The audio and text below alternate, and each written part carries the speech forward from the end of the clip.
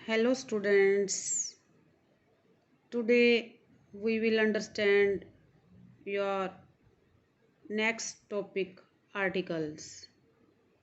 जी हाँ स्टूडेंट्स, आपने सुन ही रखा होगा कि ए एन दी ये 3 आर्टिकल्स हैं, लेकिन ये आर्टिकल्स आए कहाँ से? पहले इस चीज़ को समझ लीजिए। ये चीज़ आपको आपकी नॉलेज में बहुत काम आएगी। तो चलिए, इसके लिए हमें समझना होगा डिटर्मिनर्स को। डिटर्मिनर्स क्या होते हैं?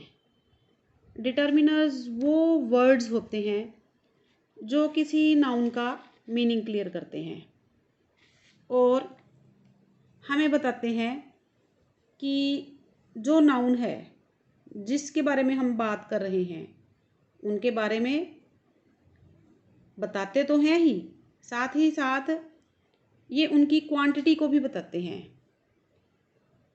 तो देखिए, determiners are those words which determine the meaning of the noun. Determiners वो वर्ड्स होते हैं जो कि नाउन के मीनिंग को निश्चित करते हैं। डिटरमाइंस का मतलब निश्चित करना।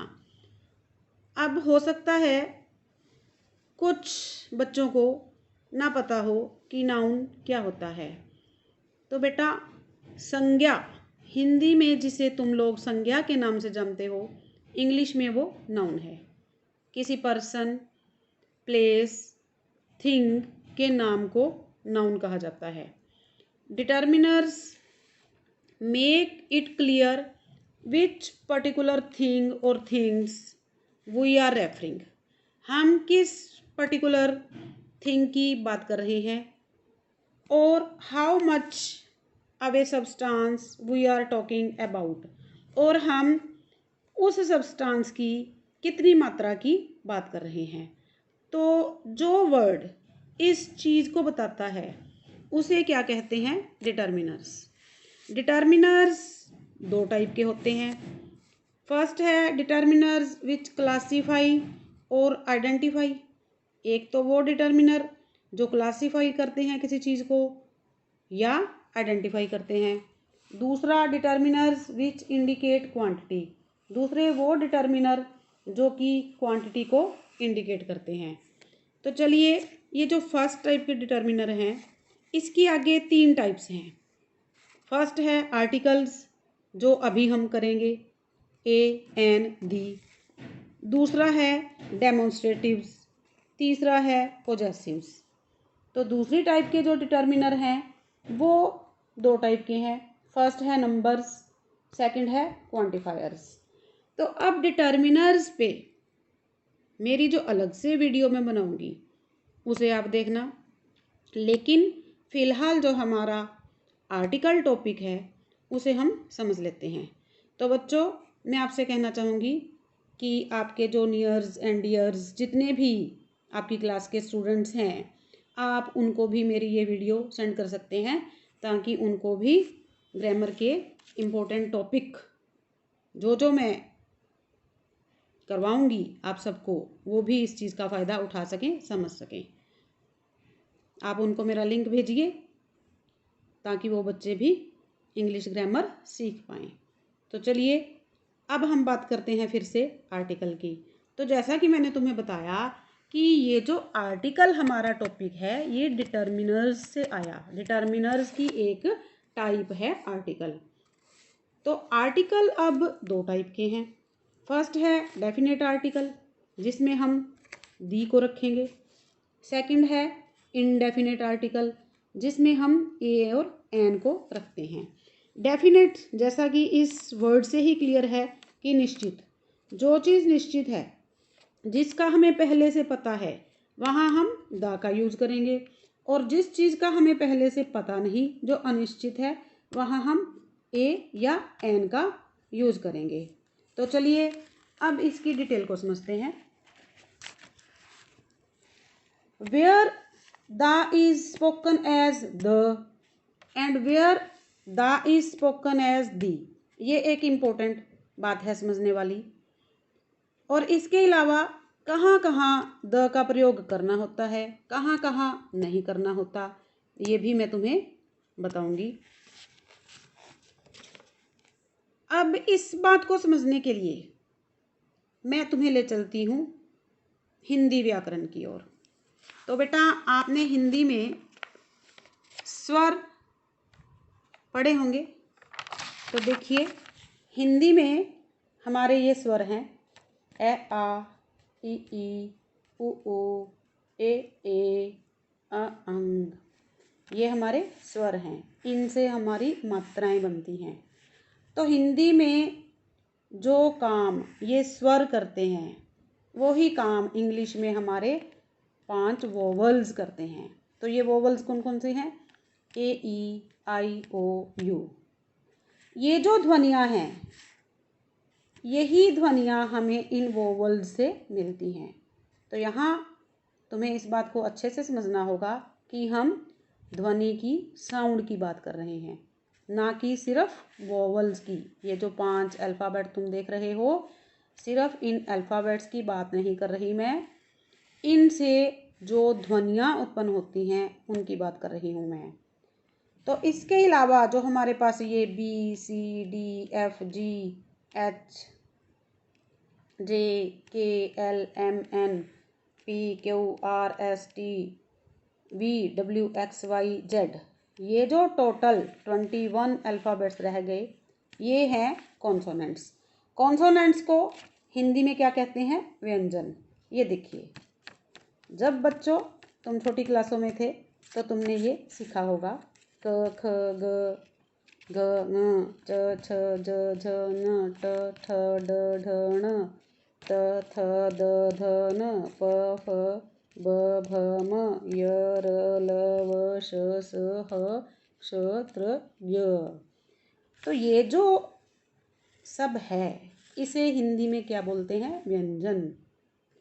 तो हमारे इंग्लिश में ये हैं व्यंजन, इसे हम बोलते हैं कॉन्सोनेंट्स।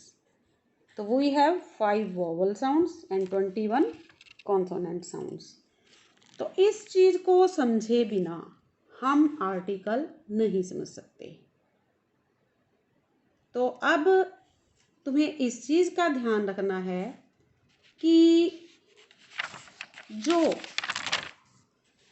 हमारा THE दी, इसको हम कहीं दी बोलते हैं, कहीं द बोलते हैं। तो ये कैसे होता है? जब वोवल साउंड से कोई वर्ड शुरू होता है, जैसे ये देखिए द ऑनेस्ट। अब यहाँ ये जो एच है तो कॉन्सोनेंट, लेकिन यहाँ एच साइलेंट है। ये जो वर्ड है ऑनेस्ट, अ से शुरू हो रहा है, वोवल साउंड से शुरू हो रहा है। तब उस वर्ड से पहले अगर हम ये THE लगाएंगे तो इसे हम दी बोलेंगे, दी ऑनेस्ट। अब जैसे देखिए दी एंड, एंड ए साउंड से ये वर्ड बन रहा है तो यहाँ हम दी बोलेंगे। अब यहाँ देखिए दी हाउस, ये एच ह की साउंड दे रहा है तो यहाँ ये कॉन्सोनेंट की साउंड दे रहा है, तब हम यहाँ इसे दी नहीं बोलेंगे, द बोलेंगे, द हाउस। क्लियर? इसी प्रकार जो हमारा ए है उसका उच्चारण अ तब होता है जब किसी सेंटेंस में ए अकेला आए, जैसे this is a book. Clear? तो इस प्रकार आर्टिकल को समझने से पहले हमें हिंदी व्याकरण के स्वर और व्यंजन को समझना बहुत ज़रूरी है, तभी हमें इंग्लिश के आर्टिकल का कॉन्सेप्ट क्लियर होगा। तो चलिए अब हम वापस बात करते हैं आर्टिकल की। तो जो आर्टिकल हैं वो 2 टाइप्स के हैं, definite article, the, indefinite article a और एन। तो यहाँ हमारा अब सवाल ये है कि कहाँ द यूज होगा और कहाँ ए और कहाँ एन। तो इस टॉपिक को समझने के लिए, इस मुद्दे को समझने के लिए मैं तुम्हें एक एग्जाम्पल देती हूँ। जैसे मान लीजिए आजकल लॉकडाउन की सिचुएशन में घरों में आप लोगों की जो मदर्स हैं वो खुद काम किए जा रही हैं, उन्होंने अपनी मेड को हटा रखा है। क्लियर? तो वो मेड नहीं आ रही, लेकिन तुम उसे जानते हो।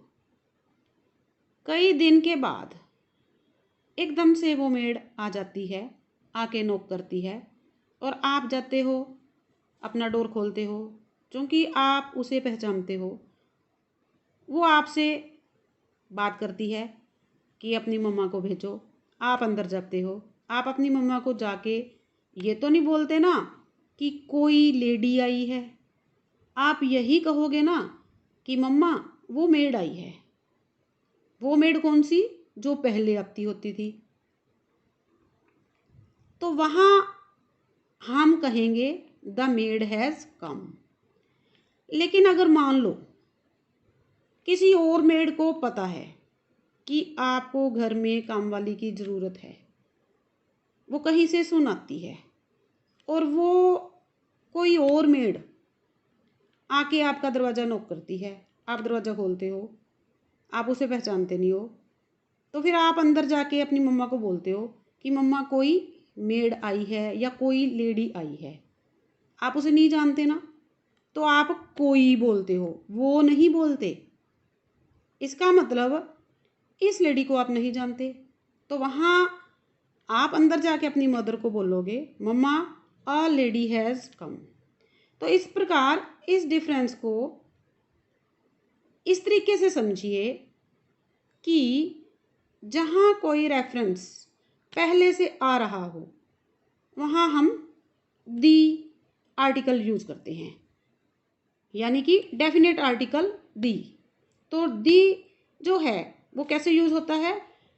Definite article points out a particular person, place और थिंग।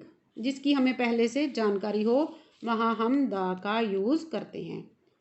और indefinite article is used where the situation is not clear to us, जहाँ हमें सिचुएशन पहले से पता नहीं होती। तो इस प्रकार डेफिनेट आर्टिकल दी का यूज़ कहाँ कहाँ होगा और इनडेफिनेट आर्टिकल ए और एन का यूज़ कहाँ कहाँ होगा, इस कंसेप्ट को बड़े अच्छे से एक अलग वीडियो बनाकर मैं तुम्हें नेक्स्ट टाइम में सेंड करती हूँ। ओके, आज के लिए जो आर्टिकल समझने के लिए एक मेन बैकग्राउंड ज़रूरी थी, वो इन्फॉर्मेशन मैंने तुम्हारे साथ शेयर की है। तो मेरी इस वीडियो को अच्छे से बार बार देखो, सुनो, समझो। अगर तुम्हें कुछ भी क्लियर नहीं होता तो मेरी पर्सनल चैट पे मेरे से बात शेयर करो, अपने डाउट्स क्लियर करो। और तुम्हारे नियर और डियर्स जितने भी और तुम्हारे साथ के स्टूडेंट्स हैं उनको भी मेरी ये वीडियो सेंड करो, ताकि इस लॉकडाउन की सिचुएशन में उन बच्चों को अपनी इंग्लिश ग्रामर के लिए कोई परेशानी ना हो, वो भी सुन सकें, समझ सकें। Okay, all the best, stay home, be safe, but do study. Bye.